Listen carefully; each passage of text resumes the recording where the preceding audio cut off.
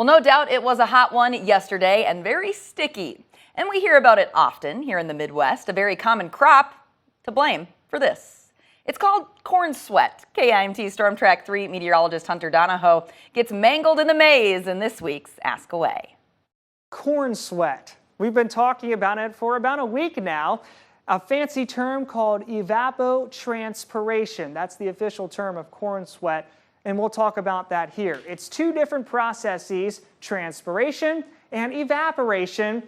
First off, transpiration. To give you a grand scheme of things, 1 acre of land is roughly the size of a football field. Everyone knows the size of that.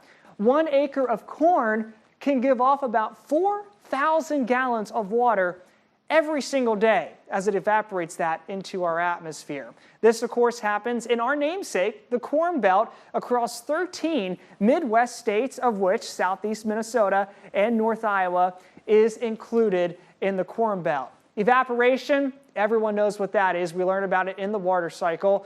Water from the ground, the soil, gets released into the atmosphere. Of course, transpiration, same thing as what we do when we sweat. We transpire all that sweat into the atmosphere. Corn does that with water. It eventually sweats it out from when it collects it from the ground and releases it into the atmosphere. That's where evapotranspiration, the term, comes from. And this process can really add a lot of water, a lot of moisture into our atmosphere that leads to dew points skyrocketing into some oppressive levels, the mid to upper 70s, even the low 80s at times. And these really high dew points can cause dangerously high heat index values. For example, we take an air temperature of 95 degrees with a dew point of 75.